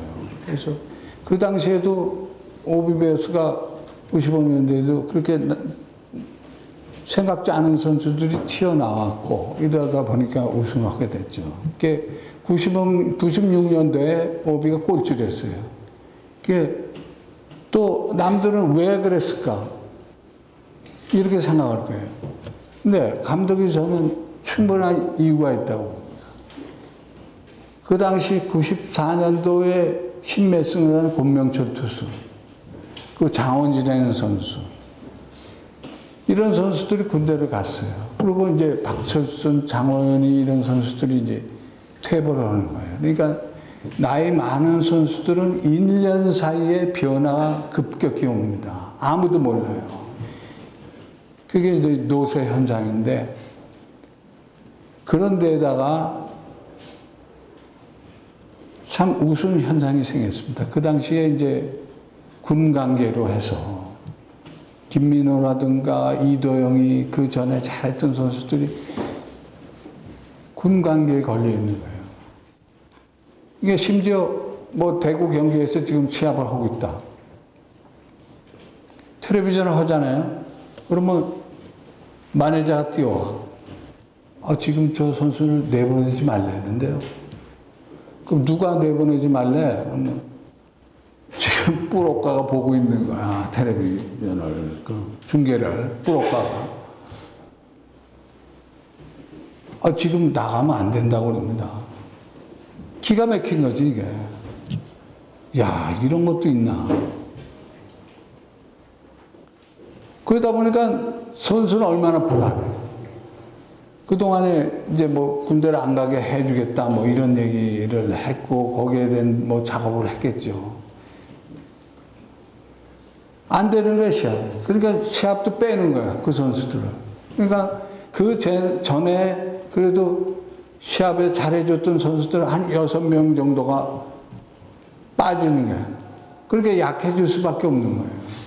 거기다가 96년도에 마지막에 LG하고 진감용이라는 지금 삼성에 있는 선수 때문에 마지막에 어떻게 보면 꼴찌 다툼을 하는 거야.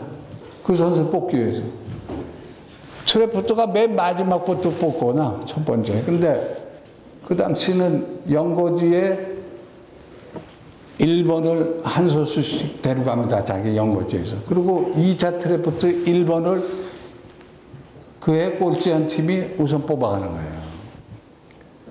그래서 이제 오비가 아주 그냥 꼴찌 노력을 그냥 LG하고 싸먹은 결과 꼴찌가 됐어요. LG가 꼴찌 싸움에 졌죠. 네. 그래갖고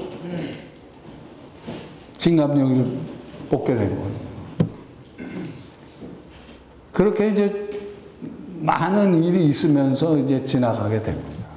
그게 98년도, 97년도에 이제 IMF가 일어났는데, 97년 가을에 미국 플로리다에서 그 트라이 캠프라는 게 열려요. 열려갖고 이제 처음으로 한국 프로에 용병이 도입되는 거예요. 그때 이제 뭐 각 구단에서 스카우터, 감독 뭐 등등 해서 한 팀이 뭐 4~5명이 이제 이렇게 가죠. 가서 이제 선수를 관찰하는 거죠. 그러면 미국의 이제 선수들이 한 100몇 명씩 와요. 그래갖고 이제 팀을 갈라서 시합을 해서 이제 뽑는 거예요. 그때 뽑힌 선수가 타이런 우즈, 캐세레스, 여기가 이제 오비배수로 오게 되는 거죠. 근데 캐세레스라는 선수가 오비에서는 1번으로 뽑힌 선수고 타이런 우즈가 2번이에요. 근데 98년도에 완전히 뒤바뀌어요. 물론 뭐 캐세레스라는 선수도 뭐 수비 잘하고 찬스 메이커고 여러 가지 야구를 알고 하는 선수지만 우즈가 그 해에 98년도에 42개 홈런 치면서 홈런왕이 됩니다. 한국에서. 그러니까 너무나 예상 밖이었죠. 근데 우주 역시 4월, 5월 초까지 아주 헤맸어요. 그래갖고 이제 2할 겨우 유지하고 갔어요. 홈런도 잘 안 나왔는데 별 생각이 다 들었어요. 이 용병을 바꿔야 되냐 뭐 막. 그래도 이왕 데려왔으니까 끝까지 한번 해보자. 근데 5월 중순부터 확 틀려지는 거예요. 그때부터 홈런이 생산되기 시작해갖고 그해 42개로 홈런왕이 돼요. 그때부터 우동수 트리오라는 게 생깁니다. 3번에 타이런 우주, 4번에 김동주, 5번에 심정수 이래갖고 두산 베어스가 3, 4, 5번 클린업 트리오의 최강의 멤버가 되는 거예요. 그 당시에 투수가 좀 약했어요. 두산 베어스가. 그때 이제 두산 베어스는 투수가 좀 내놓으라 하는 투수는 박명환, 진필중 이 두 투수만 빼고는 나머지가 좀 시원찮았어요. 그러다가 2001년도죠. 2001년도 두산 베어스가 다시 한번 우승할 기회가 생깁니다. 그때 이제 구장을 있는 투수가 서울고등학교를 졸업하고 들어와서 그때 이제 활약을 하게 됩니다. 그래서 아까 말씀드린 박명환이 진필중의 구자훈이 가세 이래서 그러니까 뭐 삼성하고 한국 시리즈였는데 좀 열세라고 모두 평가를 하는데 운 좋게 우승을 하게 됐어요. 그때 이미 정수근이라는 선수가 96년도에 아까 말씀드린 군관계 뭐 여러 가지로 선수들이 막 빠질 때 정수근이 신났어요. 이왕 뭐 꼴찌하는 거, 이왕 선수 막 군관계 이런 걸로 빠지고 할 때 이왕이면 어린 선수를 키워보자 해서 정수근이가 그때부터 막 베스트로 나가기 시작해갖고 2001년도에는 완전 팀의 주축 선수가 된 거예요. 그래서 정수근이도 2001년 우승 계기로 해갖고 2003년 시즌 끝나고 정수근이도 FA 대박을 칩니다. 롯데로 가면서 그 당시 44억인가 이렇게 받고 갔어요. 그러니까 지가 그 오비베어스, 두산베어스 시절에 물론 여러 선수들이 있고 하지만 그래도 그때 제일 그래도 심혈을 기울였고 어린 선수들 그러니까 심정수나 정수근이 이런 선수들이 참 서로 궁합이 맞게 잘 해줬고 운 좋게 서로 잘 맞아 떨어진 거 아닌가. 그게 또 믿어주니까 자기들도 또 믿는 만큼 해줬고 이러다 보니까 감독이 선수를 믿고 기용을 할 때 물론 뭐 얼마나 많은 기간이 필요한 건 사실이겠지만 그래도 어린 기간을 꾸준하게 믿어주면은 선수는 거기에 보답이 되지 않을까. 또한 그러다 보니까 선수가 나를 믿어줘서 내가 열심히 해야겠구나. 그런 마음도 있지만 선수 스스로가 아, 우리 감독이 얘기하면 뭐가 잘 될 거야 하는 그런 신뢰감을 갖고 있어야 되는 게 서로 믿음과 신뢰가 아닌가 이렇게 생각이 들어요. 그래서 제가 두산 베어스에서 9년간 있으면서 9명의 선수를 마지막에 이렇게 저렇게 해서 팔게 됩니다. 그때 이제 심정수도 떠나보냈고 진감력이도 떠나보냈고 나중에 진필중이도 이제 기아 타이거스에 이제 보냈는데 그 당시 9명의 선수가 1억 원서부터 진필중이는 20억 원의 가치를 받고 팔게 됐는데 그 당시에 이제 사장이 미안하니까 감독한테 이제 그런 사정을 하는 거예요. 특히 단장이 그런 얘기를 하죠. 좀 보내야겠다고. 솔직히 이제 돈이 필요하다. 이러면 좀 보내야겠다고. 그래서 돈이 필요하냐. 이런 얘기도 하게 되고 하는데. 그렇지만 저 자신은 벌써 한 15년 전인데 그때부터 저는 프로는 장사다. 그때 저는 그렇게 생각하고 있었어요. 프로는 분명히 장사를 할 줄 알아야 된다. 그 대신 장사를 하고 나면 몇 년 정도의 기간을 두고 키울 수 있는 기간은 또 줘야 되는 거예요. 그 단위. 그 당시에 벌써 제가 그 감독으로서 이거 왜 보내느냐 그리고 난리 쳤으면 뭐 매스컴에서 난리가 나죠. 지금같이 뭐 인터넷이 뭐 발달되고 그런 시절은 아니고 매일 뭐 스포츠 신문 또 방송 이런 데 나오니까 누구나 다 볼 수 있을 때 그 시절이거든요. 그래서 그렇지만 저 자신은 그때 이미 프로는 장사다. 그러니까 지금 우리 프로는 뭐 큰 기업들이 이렇게 하고 하지만 처음에 만들 때는 공이 많았어요. 근데 지금에는 꼭 큰 기업이 아니라도 관계가 없다는 걸 말씀드리고 싶은 게 뭐냐면 1년에 200억 그러니까 적게 쓰는 데는 200억 들어요. 그 뭐 많이 쓰는데 한 300억 드는데 이 300억만 있으면 되는 거예요. 팀이 꾸려가는 거예요. 몇 조가 있으면 무슨 필요가 있어요. 그 야구팀에 쓸 거예요? 아니지 않습니까? 지금은 이제 운영이 될 수 있는 거예요. 그러니까 지금 자꾸 넥센 히어로즈를 갖다가 막 자꾸 약게 평가하는데 아니라고 봅니다. 프로스포츠는 뭐 인원이 적게, 그러니까 구단 직원도 적고 최소화시켜서 많은 장사를 해서 돈을 버는 이게 필요한 거거든요. 큰 기업이 가졌다고 해서 장사가 안 될 때는 큰 기업이 필요하겠죠.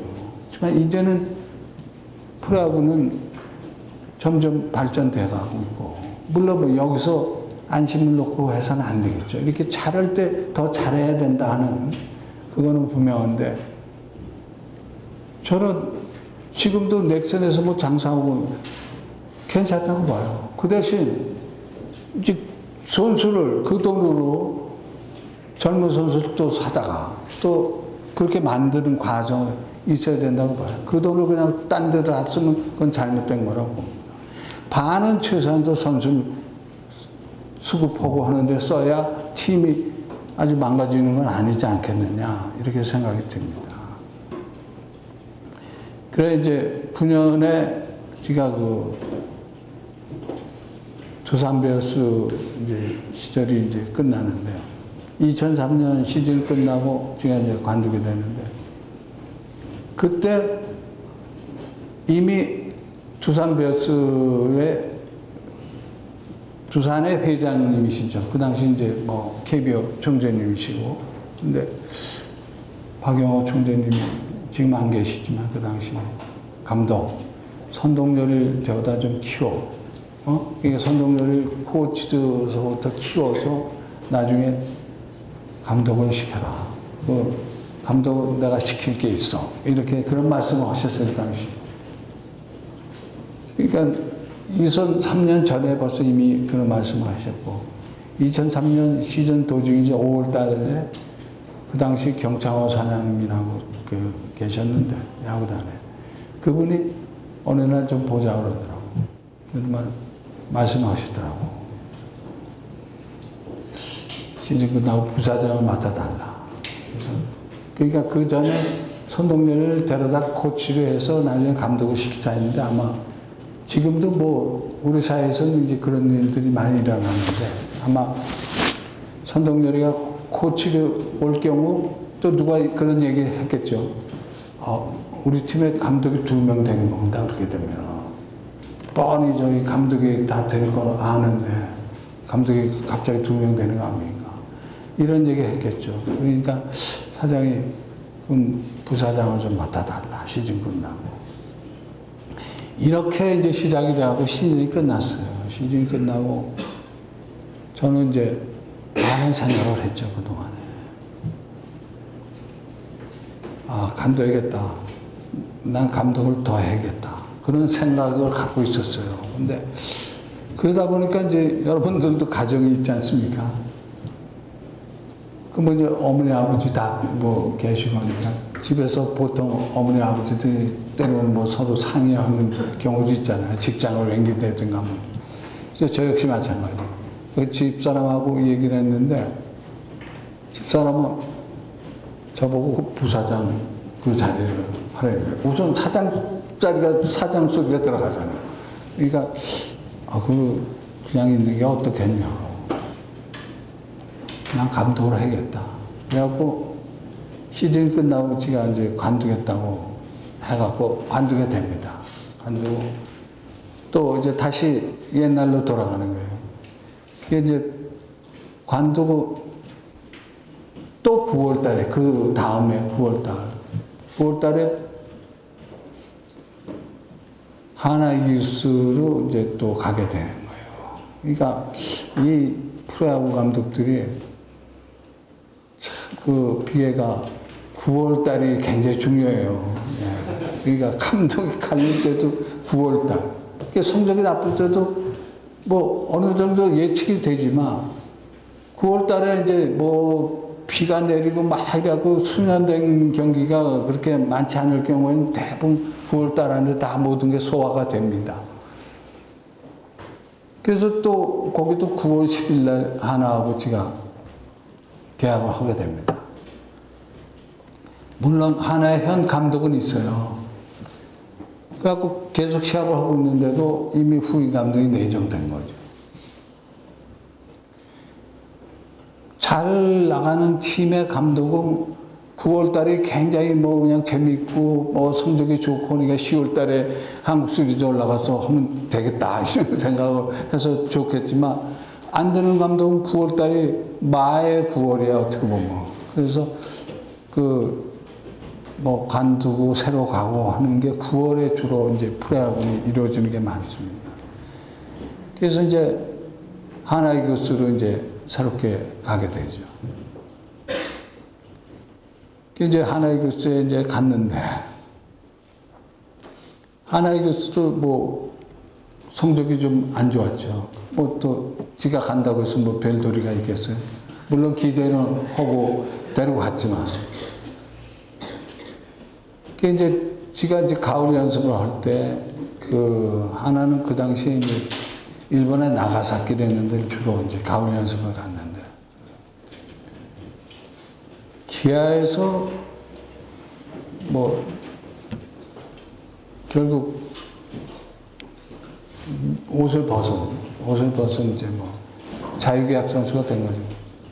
김인철이라는 선수가 있었어요. 근데 평소 이제 그 선수가 삼성의 옛날 투수로 들어갈 때부터 눈여겨보던 선수인데 그 선수가 기아에 가서는 타자로 돌아왔다고요.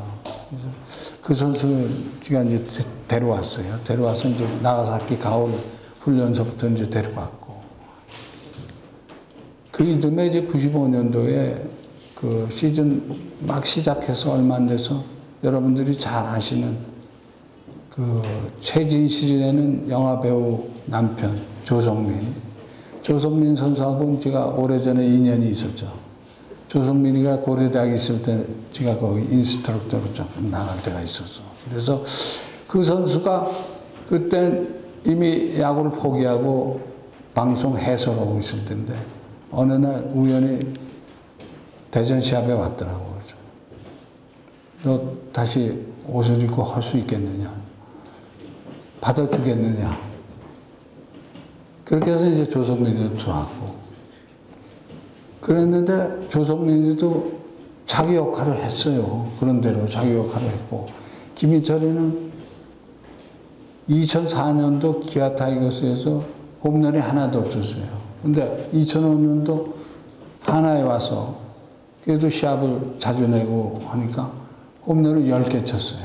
근데 결정적일 때 홈런이 많았어요. 김인철 선수가. 그러니까 김인철 선수도 저하고 믿음의 궁합이 맞지 않았나. 그래서 그 선수가 잘하니까 감독은 저절로 올라가는 거죠. 그래서 뜻하지 않게 그 해에 저희가 그 준프레이오프부터 시작해서 프레이오프까지 가게 되는 거예요. 그때 물론 뭐 그 두 선수의 활약도 있었지만 기존에 있었던 문동환이라든가 최용필 이런 선수들이 너무 잘해줬거든요. 여러 선수들이 이렇게 어울려져서 이렇게 한두 명이 튀어나게 예상치 않게 튀어나온과 같이 어울렸을 때 그 팀이 회상하고 살아나는 거거든요. 그래서 2005년도에 일단 뭐 우리가 늘 뭐 가을 야구 하는데 거기에 이제 저희가 출전을 하게 됐고 2006년도에 WBC 1회 때가 끝나고 구대성이가 들어왔어요. 그래서 그 해에 저희가 한국 시리즈까지 올라가서 삼성한테 패했지만 한국 시리즈를 올라갔고 2007년도에도 저희가 그 플레이오프에 올라가고, 그래서 이제 그때 그 제가 그 5년간의 하나 생활에 그래도 4년 이상을 5할 이상을 했어요. 근데 제가 이 얘기를 빼놓고 갈 수가 없는 게 2004년 하나와 계약을 하고 일본서 전지훈련 끝나고 들어와서 그러니까 하나하고 계약을 하고 2개월 만에 저한테 무서운 시련이 닥치는 거죠. 그래서 뇌경색이라는, 그러니까 여러분들이 뭐 쉽게 알 수 있는 중풍입니다. 중풍.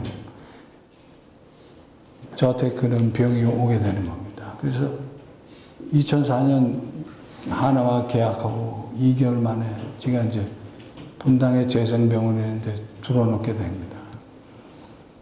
그래서 저 역시도 그만둬야지 하고 이제 관둘 의사를 밝혔고, 하나 야구팀 자체에서도 이제 여러 가지 분석을 했는데, 지금도 늘 고마웠던 게 하나 그룹의 총수이신 이제 김승현 회장께서 그래도 감독이 그냥 해야 된다 하는 그런 지시를 내리셔가지고, 제가 그 몸으로 2005년, 2006년, 2007년, 2008년, 2009년 5년간의 하나에서 감독을 하게 됐습니다. 그리고 그 중간에 그 몸으로 2006년 WBC 1회, 2009년 WBC 2회 두 대회를 또 치렀고, 근데 여행이 한 달 만에 제가 퇴원을 했는데, 뭐, 머리에 이상이 다행히 없었어요. 그래서 다리를 많이 절었죠. 그래서 이제 그 몸으로 벤치에 앉은 거죠. 어떻게 생각하면 지가 뭐, 지 자신에 대한 그 뭐 하나의 합리화를 시키는 게 아니고, 감독이나 지도자들은 이왕이면 다홍 치마라고 뭐 멀쩡하면 좋겠지만 머리가 이상 없으면 되지 않겠느냐 하는 그런 생각도 있어요. 뭔가 뭐 눈으로 보고 눈으로 판단해서 머리로 결정적인 걸 짜고 이러고 또 가슴으로 안고 이러다 보면 제대로 감독을 해내지 않을까 이렇게 생각이 들어요. 그래서 제가 하나를 간둘 때 1000승에 20승이 모자른 980승을 하고 이제 옷을 벗었는데 이게 좀 우리 선배들은 좀 아쉽다는 그런 말씀들을 한다고. 특히나 이제 저하고 오랜 생활을 같이 했던 김영덕 감독님 이런 분들은 야 1000승을 채우고 해야지. 1000승을 채우게 누가 불러줍니까? 그래서 이제 980승으로 이제 뭐 그냥 닫고 이러고 있는데 지금도 간혹 이제 뭐 그 주위에서 이제 그런 얘기를 많이 물어봐요. 20승이 남았는데 뭐 어떡할 거냐? 뭘 어떡하냐고.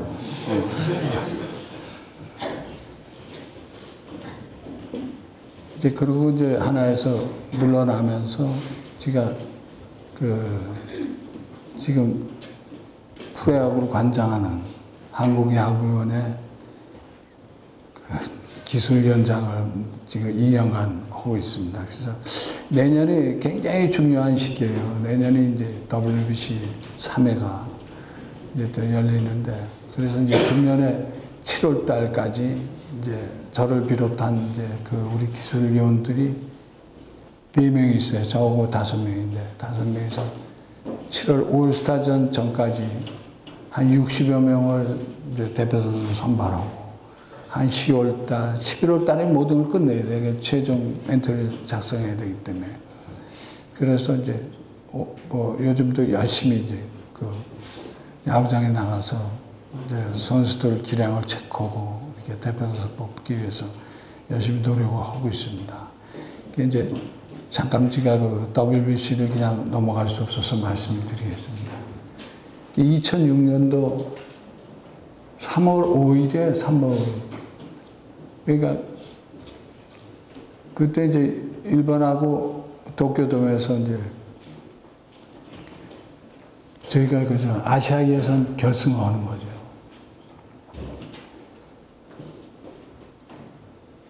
저희가 2대1로 지고 쭉 나가다가 8회예요. 8회 이승엽이가 일본의 이시에는 야구르트 스왈로스에 있는 투수죠. 지금 임창용이가 있는 그 팀의 투수가 마무리 투수인데 그 투수가 나왔을 때 투런 홈런을 쳐갖고 저희가 3대2로 역전승을 하는 거예요.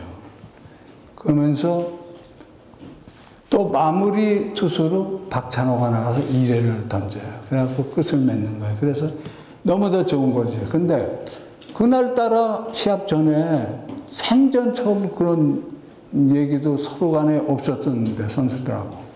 그날따라 이승엽이가 연습하는데 자꾸 연습 안 하고 쫄래쫄래 따라다니면서 감독님, 저 오늘 홈런 치면 얼마 줘요? 얼마 줘요? 자꾸 그래요. 그래, 그럼 200불 줄게. 이랬단 말이에요. 그런 일이 일어날 거라고는 생각을 못 했죠. 근데 너무 좋은 일인데. 근데 그때 이승엽이가 이게 이제 재밌는 그 얘기니까, 그거 너무 또 그때 박찬호나 이승엽이가 그만큼 허물없이 어리광을 피고 할 때니까, 박찬호는 아마 저한테 연봉이 그때가 샌디에고로 왔을 때니까 아마 한 600만 불 되니까 지가 2억 받을 때거든요. 그러니까 그 당시 환율하고 계산을 해봐야 되겠죠. 이승엽이는 그 롯데에서 요미우리 자이언츠를 막 옮겼을 때, 그래갖고 그때 얘가 2억 앵이에요, 연봉이. 그러니까 최소한도 15배에서 20배 사이는 될 거라고 생각합니다. 그리고 시합이 좋아갖고 막 해갖고 끝을 맺어서 막 좋아갖고도 난리를 치고 있는데, 시합이 끝나면 공동 기자회견 하는 거예요, 정도. 근데 상대방 감독이 왕정치라고 그 유명한, 오사다하루라고, 왕정치라는 그분이 일본의 유명한 분이죠. 홈런타자. 이분이 감독인데, 시합을 끝나면 지는 팀이 먼저 가서 인터뷰를 하게 돼 있어요. 공동 기자회견에. 그분은 이미 회견장으로 들어간 거고, 저는 짐을 챙기고 일하고 덕아웃에 있는데, 이승엽이가 나와서 감독이 안 줘요? 이렇게 되는 거예요. 그래갖고 지갑에서 일본이니까 그때 2만 엔을 꺼내서 줬어. 야, 여기 일본이니까 받으라고. 근데 그걸 박찬호가 왔어. 감독님, 왜 수협을 줘요? 저 지금 마무리했는데 마무리, 절 줘야죠. 그러니까 그 두 선수가 그 당시 연봉을 몇십 배씩 받는 사람들이, 야, 그래서 야, 돈이 좋긴 좋구나. 그 2만 원 때문에, 그래서 그렇게 그 당시 그 두 선수가 어리광을 피고 막 할 때예요. 그리고 그날 또 일어난 일인데, 지금 여러분들이 지금 그 선수가 국민 우익수예요. 이진영이라고 LG 트윈스 지금 우익수 보는 선수인데, 이 선수가 제자리에 잘 있는 거예요. 제자리에. 우익수 자리에 잘 있는 걸 감독인 김민식이가 억지로 그 선수 일로 가라고 이렇게 옮기는 거예요. 센터 쪽으로 자꾸 옮기는 거야. 그러니까 우중간에 와 있는 거예요. 그러니까 그 라인 선상하고 많이 떨어지게 되는 거예요. 근데 그때 타자가 누구냐면 니시오카라고, 지금은 이제 그 선수가 2년 전에는 그 김태균이하고 롯데 말이 이제 같이 있었어요.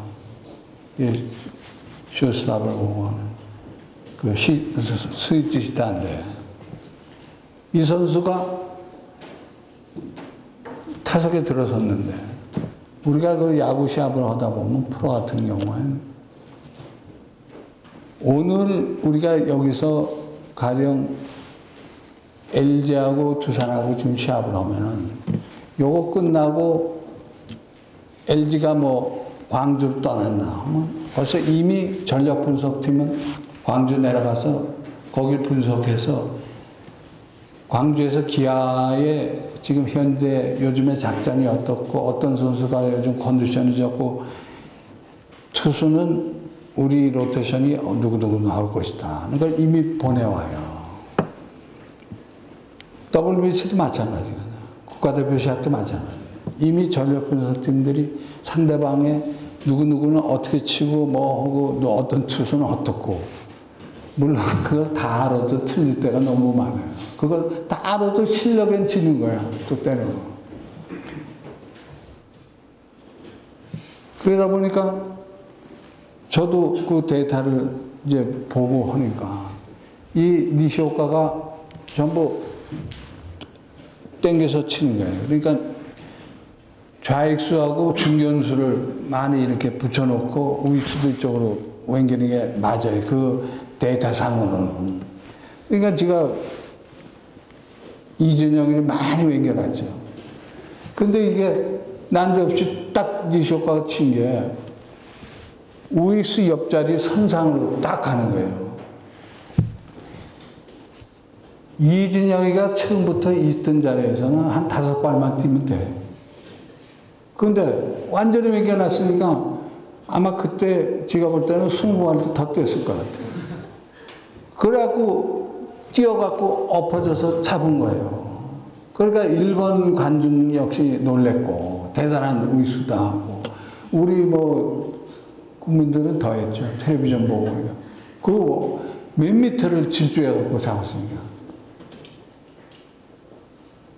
그때부터 국민 우익수가 됐어요. 근데 더 재미있는 게 이진영이 막 이제 뛰어드는 거야. 이제 잡고 이제 단주 선수들이 이진영이 막 쪼들기는데 이진영이 딱 와서 저거 둘이 딱 마주쳤더니 이상한 미소를 씩 웃는 거예요. 이상한 미소를. 감독도 잘 해봐라. 똑바로 가르쳐라 이거지. 어? 너 때문에 주라고 뛰었다 이거지. 어?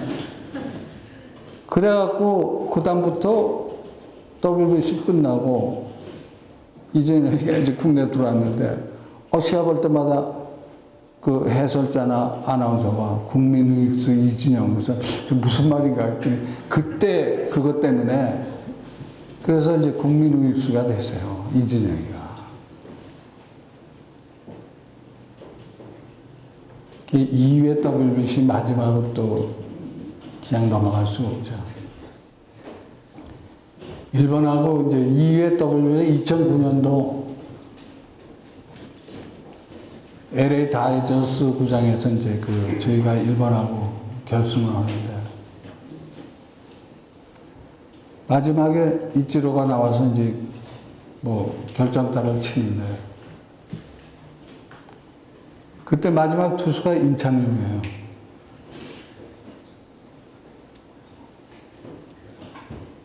그 당시 투수 코치가 이제 양상문, 그 지금 이제 전 이제 롯데 감독했고 이제 뭐 지금 이제 해설하고 하는 그런 분 양상문 씨인데, 양상문이가 그때 투수 코치였고 뭐 미국 구장 같은 데는 전부 다 이러고 오잖아요. 이러고.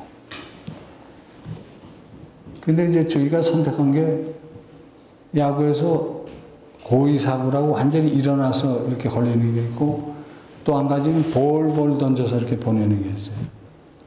근데 두 번째에 보내는 거는 여러 가지 의미를 담았어요. 상대방, 다음 타자를 자극을 주지 말자 하는 그런 의미도 포함되어 있고 또 때로는 볼을 던지는데 상대가 뭐 눈이 삐어갖고 치면은 이렇게 해서 아웃을 잡는 그런 경우도 있고 그런데 두 번째로 선택하게 된 거죠. 이제 볼을 던져라. 이렇게 됐는데 그 당시에 저하고 강민호라는 포수가 있죠. 근데 물론 뭐 박경환이도 갖고 있지만 저하고 포수들하고 사인은 여기에 유니폼 앞에 마크에 코리아라고 써 있는데 내가 만질 경우 볼을 던지는 거예요. 그것도 아주 엄청나게 일어나서 볼을 던지는 거예요. 근데 대표팀이다 보니까 그 사인을 정했지만 못 믿은 게 있지. 그러다 보니까 양 코치 사인을 받나?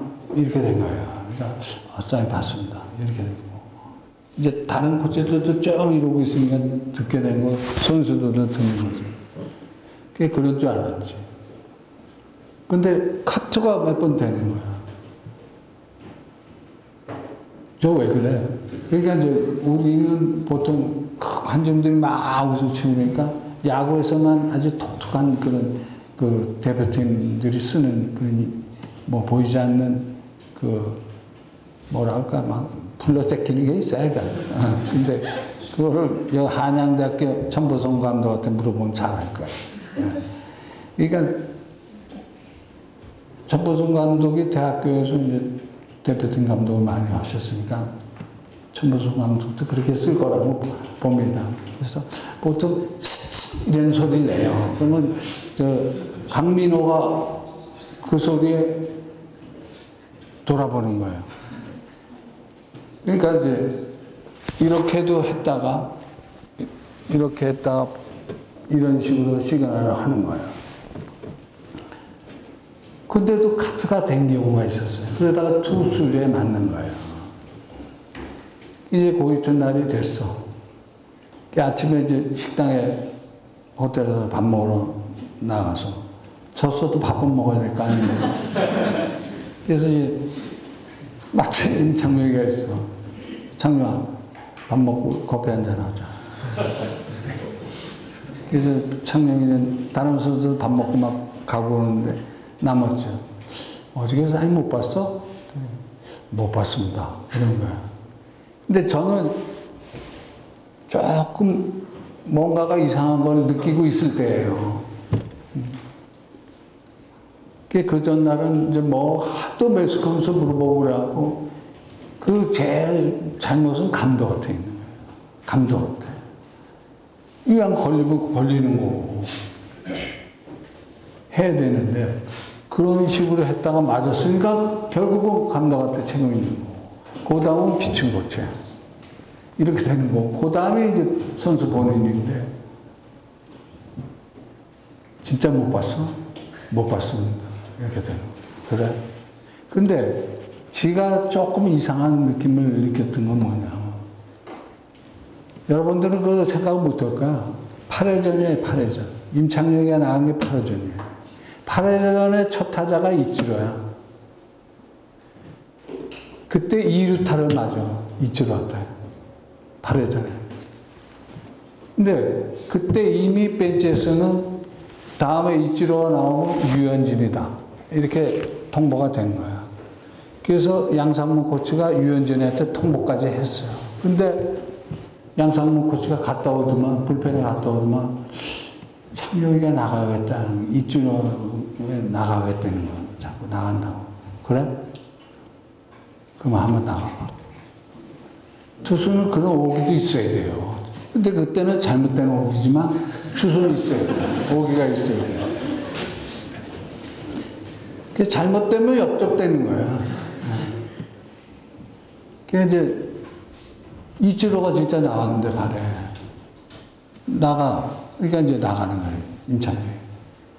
임창용이가 딱 맞는 거예요. 2루타를.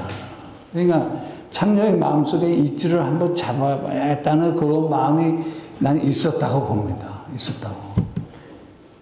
그래갖고 8회에 1번의 찬스가 생겨요. 원아웃에 2, 3루가 되는 거예요. 근데 한 점도 못 나, 다행히. 그래서 9회에 우리가 이범호가 쳐갖고 동점을 만드는 거예요. 그래서 10회 연장전에 우리가 지는 거거든요. 그 문제 때문에 제가 한 3년을 시달렸습니다. 그러니까 금년 초봉까지 시달렸어요. 재작년에 그 일본 NHK하고 그 장원 선배, 너무나 여러분들이 잘 아실 거예요. 장원 선배가 그 저를 만나러 들어왔어요. NHK하고. 그러니까 그 프로가 뭔가 하면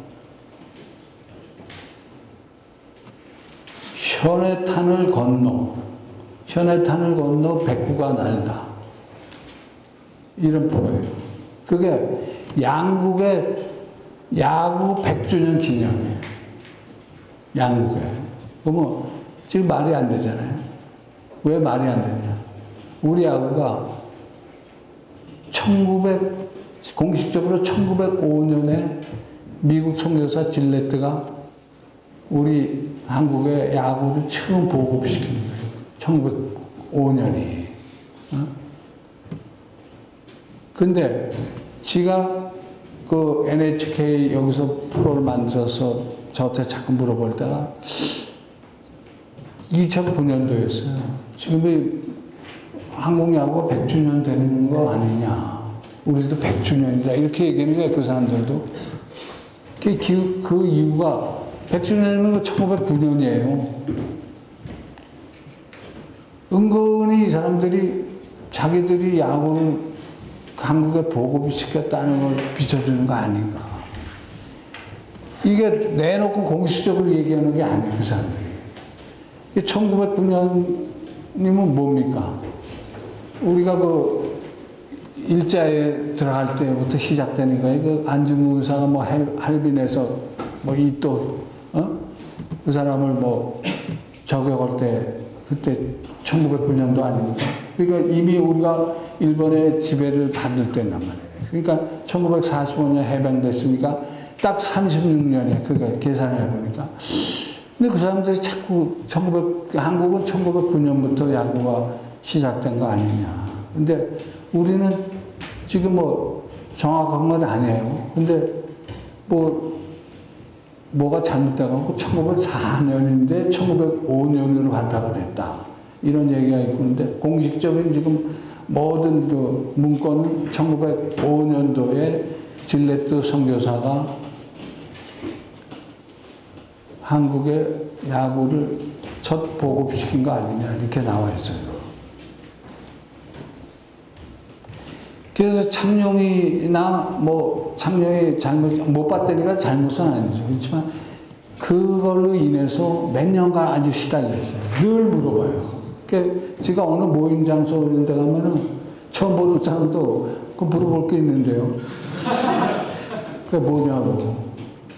꼭 그걸 물어봐요. 임창룡이 그때 왜 걸리지 그냥 했냐고. 그리고 조금 야구를 이제 좀 오랫동안 보신 분들, 야구를 아신 분들은 그 임창룡이가 오기 부린 거 아니에요? 이런 식으로 또 말씀하시는 분 계시고. 그래서, 하여간 그 문제로 해갖고, 하여간 몇 년간 그 시달림을 받았어요. 그래서 제가 이제 오늘 여러분들이 이렇게 참 끝까지 경청해 주시고, 그래서 너무 고맙고, 이제부터 좀 질문을 받을까 합니다. 몇 분한테. 좋은 의견 있으면 좀 말씀해 보세요.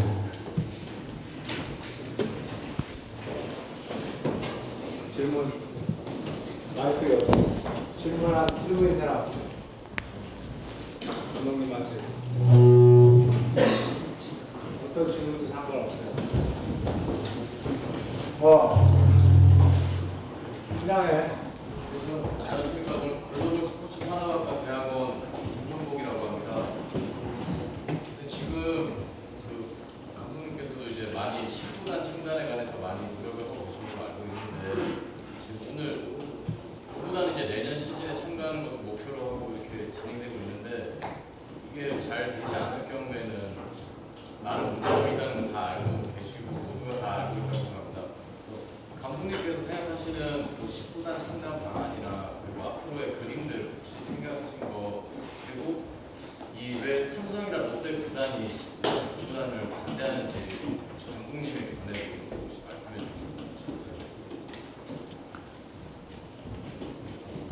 그러니까 저는 그렇게 생각해요. 구구단이 어차피 결정이 났으면 지금 그 리그가 홀수로 갈 수가 없어요. 그래서 19단이 꼭 필요한 거예요. 근데 저는 그렇게 생각해요. 지금 19단 할 필요 없다. 이게 9구단이 빨리 참가하는 게 제일 문제라고 생각합니다. 그러면 안 할 수가 없게 돼 있는 게 19단이. 그러니까 지금 뭐 19단을 빨리 하자. 그거가 문제가 아니라고 봐요. 9구단이 빨리 내년에는 1군에 진입을 해야 된다. 어차피 19단이 들어오기 전까지는 파행적으로 홀수로 할 수 없이 해야 돼요. 물론 뭐 게임 수도 전체적으로 줄어들고 뭐 이제 쉬는 팀이 생기죠. 그렇지만 과거에도 그렇게 했어요. 쌍방울이 생기기 전에 7개 구단이 시합을 했어요. 그리고 쌍방울이 들어온 바람에 8개 구단이 된 거죠. 그래서 저는 9구단이 1군을 진입하는 게 제일 문제라고 생각합니다. 근데 어차피 9구단을 만들었으면 그때 반대를 해야지 왜 그냥 놔뒀다가 9구단을 만들고 그러면 NC소프트는 뭐냐 이거예요. NC소프트는 수백억을 손해보고 그럼 뭐 안 오고 여기 못 들어온다 그러면 뭐로 해야겠습니까? 고양 원더스하고 시합해야 됩니까? 저는 그렇게 생각해요. 그래서 그 9구단을 하게 되면 자연적으로 19단을 하게 돼 있어요. 그래서 제일 중요한 거는 지금 19단 문제보다는 9구단이 진입하는 게 제일 문제가 아닌가. 그거부터 해결을 하자. 그렇게 말씀드리고 싶고, 기존의 8개 구단은 왜 반대를 하는가. 그 이유는 그동안에 프로야구가 많은 세월을 적자를 면치 못했어요. 그러니까 야 우리는 이렇게 출혈을 해가면서 했는데 니들이 물론 뭐 가입금이고 내고 들어오지만 그동안에 출혈한 그 많은 돈하고는 차이가 분명히 있는 건 사실이에요. 그리고 지금 대기업들이 주로 많이 하고 있지 않습니까? 그러면 앞으로 사실 그 NC소프트도 그렇고 또 19단이 어디가 될는지 몰라도 지금 기존에 있는 구단보다는 모든 그 규모 같은 게 지금은 사실 아닌가. 그래서 또 어떻게 보면은 어떻게 이렇게 지근대고 노는가. 그런 것도 있지 않나. 이렇게 생각이 듭니다. 네. 또 질문. 야구 그 질문 없어요?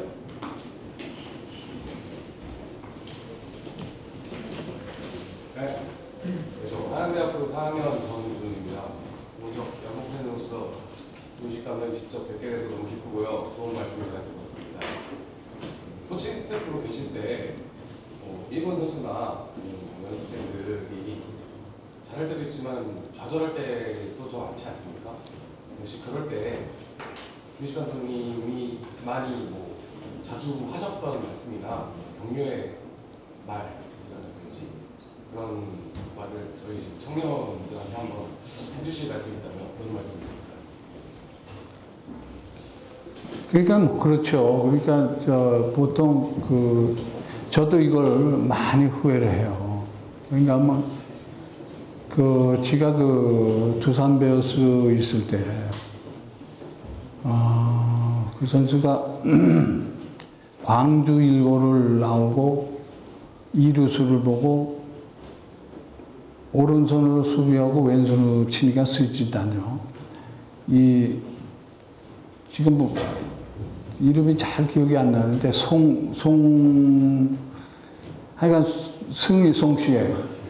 그래서 굉장히 기대를 했던 선수인데 이 선수가 하여간 잘하고 가능성이 있다고 느꼈어요. 그래서 고등학교 졸업하고 들어왔는데도 1군에 멤버를 끼워갖고 이렇게 잘 가고 계속 1군에 있다가 어느 날 지방서 끝나고 서울로 올라오면서 2군으로 이 선수를 내려보내는 거예요. 내려보내는데 2군으로 통보를 코치한테 했단 말이에요. 담당 코치한테. 그러니까 쟤를 야 여기 서울 도착하면 얘기해서 2군으로 보내라. 이렇게 된 거예요. 그러니까 이 선수는 고등학교 졸업하고 아주 심하게 부풀었지. 1군에서 생활을 하고 그러니까. 그런데 이걸 이겨내지 못하는 거는 틀림없이 뭐 있다고 봐요. 그걸 생각을 못 했던 거예요. 감독으로서. 저는 그렇게 봐요. 대부분이 그 2군을 벌릴 땐 담당 코치, 수석 코치 이렇게 통보를 한다고. 야, 저 선수 빼고 이렇게 하자. 또 때로는 저 선수가 그 이번 시합에 실수하고 뭐 이런 것도 없고 한데 뭐 특히 투수를 조금 보강하기 위해서 엔트리에서 딴 선수를 빼야 될 경우가 있어요. 그러니까 그 선수 잘못 없이 내려가는 거죠. 그러니까 이럴 경우에도 충분히 거기에 대한 설명을 해줘야 되는데 코치한테만 통보를 해서 코치가 그 선수한테 하다 보니까 이 선수는 자기가 이제 2군에 가면 언제 1군 오나 이제 막 많은 걸 생각하게 되는 거예요. 자기 나름대로. 어떻게 보면 천당에서 지옥으로 떨어지는 이런 느낌을 받는 거죠. 그러다 보니까 자기하고 동년배 선수가 위로한다고 야, 너 뭐 가서 잘해라. 그 대신 오늘 뭐 하여간 소주나 한잔하고 가라. 이래갖고 밤늦게 지방에서 올라왔는데 그때가 지방에서 올라왔으니까 아마 새벽녘에 떨어졌을 거예요. 근데 데리고 둘이 뭐 주거니 받거니 해갖고 술을 먹고 운전하다가 사고가 난 거야. 사고가 났는데 그걸로서 그 선수가 생명이 끝났어요. 근데 거기에 같이 동석했던 그 둘인데 둘이 다 다쳤는데 한 선수는 지금 회생이 돼갖고 몸이 나갔고 지금 선수 생활을 하고 있어요. 근데 그 선수는 송재웅.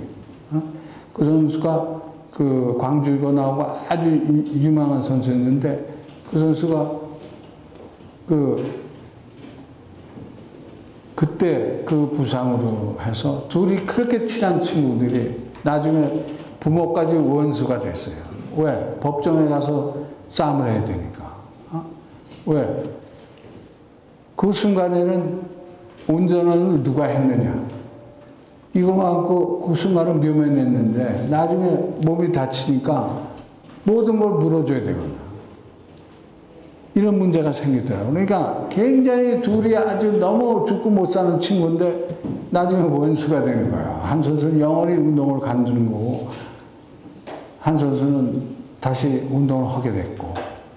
그러니까 그 보상 문제 이런 거 그것 때문에 부모들도 그렇고 제일 친한 두 친구가 서로 원수가 되고 그랬어요. 그래서 제가 그걸 후회를 지금도 많이 해요. 왜? 직접 내가 불러서 했으면 그런 사고가 안 났을 수도 있다. 너 지금은 내려가지만 또 2군 가서 잘 하다 보면 금방 올라올 거야. 그런 희망을 던져줬으면 희망을 갖고 열심히 하게끔 만들어서 다음에 돌아올 수 있도록 만들어야 그게 코치도 하고 코치 때 왜 1층을 가는 게 낫지 않을까.